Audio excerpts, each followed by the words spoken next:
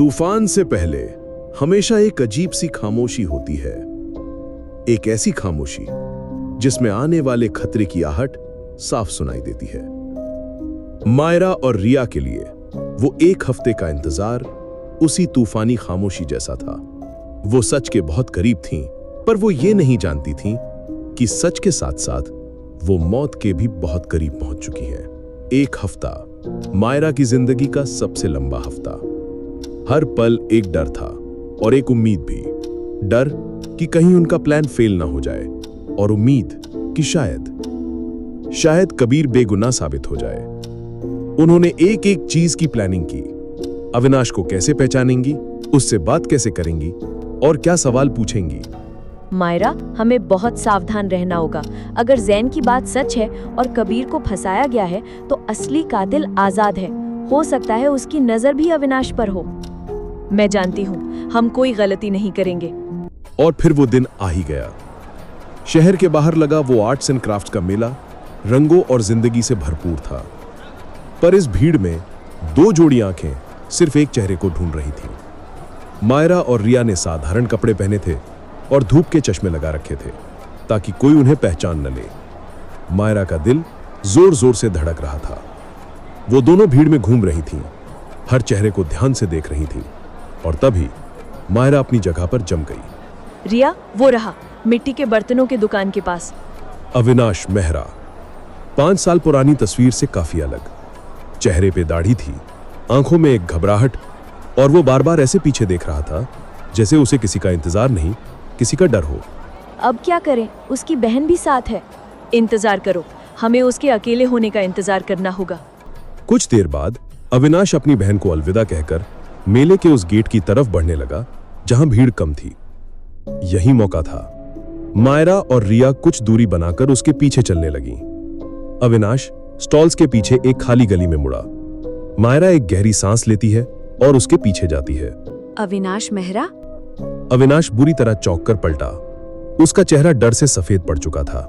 कौन हो तुम लोग? क्या चाहती हो मुझसे? मेरा नाम मायरा है और मैं सुंदरवन के बारे में बात करने आई हूँ। सुंदरवन, ये एक लफ्ज एक गोली की तरह लगा था। अविनाश का चेहरा ऐसे हो गया जैसे उसने कोई भूत देख लिया हो। मैं नहीं जानता तुम क्या कह रही हो। मेरा पीछा मत करो, दूर रहो मुझसे। आरव कश्यप का मर्डर हो चुका है और पुलिस ने कबीर मेहरा को गिरफ्तार किया है। तुम्हारी खामोशी एक बेगुनाह को सजा दिलवा देगी। ये सुनकर अविनाश के कदम अपनी जगह पर जम गए। वो धीरे से पलटा। उसकी आंखों में अब डर नहीं, गहरा सदमा था। आरव मर गया? मायरा को लगा कि उसकी जीत हुई है, पर वो गलत थी। अचानक गली के दूसरे कोने से तेज कदमों की आवाज आती है। कोई उनकी तरफ भागा चला आ रहा था। एक परछाई जो तेजी से उनकी तरफ बढ़ रही थी।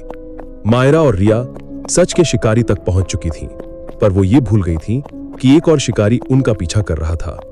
डर, जब मौत एक परछाई बनकर आपकी तरफ भागे तो जिस्म में खून नहीं, खौफ दौड़ता है।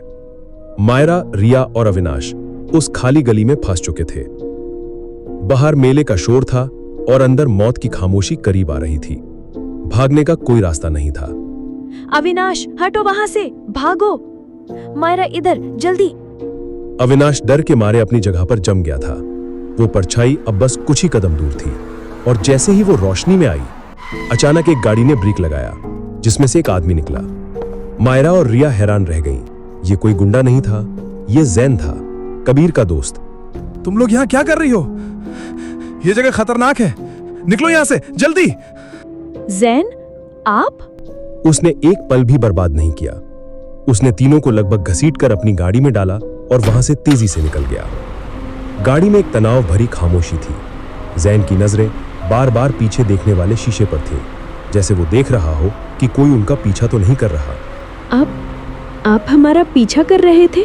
मैं तुम्हारा नहीं, अविनाश का पीछा कर रहा था। मुझे डर था कि तुम लोग कोई खतरा मोल ना ले लो, और मेरा डर सही निकला। उस गली के कोने पर एक काली सडान खड़ी थी। उसमें बैठे लोग सिर्फ मेला घूमने नहीं आए थे। ये सुनकर मायरा और रिया के रोंगटे खड़े हो गए। वो सच में किसी के निशाने पर थीं। जैन उन्हें शहर के एक अनजान से अपार्टमेंट में ले आया, एक सेफ हाउस। अब उस बंद कमरे में 4 लोग थे और हवा में तैरते हुए हजारों सवाल। आपको कैसे पता चला कि हम अविनाश को ढूंढ रहे हैं? जब तुमने कबीर के खिलाफ गवाही नहीं दी, मैं समझ गया था कि तुम सच जानना चाहती हो। मैंने बस तुम्हारी तरह ही सुरागों को जोड़ा और सुंदरवन तक पहुंच गया। मुझे पता था तुम भी अविनाश को ही ढूंढोगी। तुम सब क्यों मेरी जान के दुश्मन बने हो? आरव मर गया, अब वो लोग मुझे भी मार डालेंगे।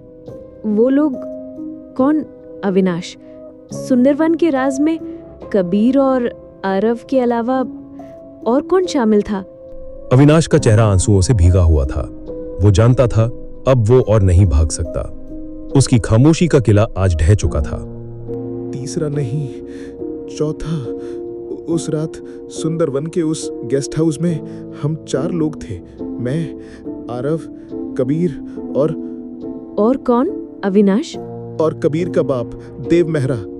देव मेहरा, कबीर का पिता, एक ऐसा नाम जो अब तक इस कहानी में कहीं नहीं था। एक ऐसा वजूद जिसका होना ही नामुमकिन था। पर कबीर तो कहता था कि उसके माँ बाप इस दुनिया में नहीं है। वो सही कहता था, क्योंकि सारी दुनिया के लिए देव मेहरा की मौत 15 साल पहले एक कार हादसे में हो चुकी है। एक जिंदा लाश, एक बाप जो दुनिया के लिए मर चुका है पर अपने ही बेटे के गुनाहों में उसके साथ खड़ा है। ये राज अब कत्ल और धोखे से कहीं ज्यादा गहरा था। ये एक ऐसे झूठ का राज था जिस पर शायद पूरी मेहरा सल्तनत खड़ी थी। तो सुंदरवन में उस रात असल में हुआ क्या था? और अगर कबीर का पिता जिंदा है तो वो कहां है? क्या आरव को मारने का हुक्म देव मेहरा नहीं दिया था? आगे की कहानी सुनने के लिए सुनिए अंजाम मोहब्बत, प्यार, धोखा और खून का अगला एपिसोड।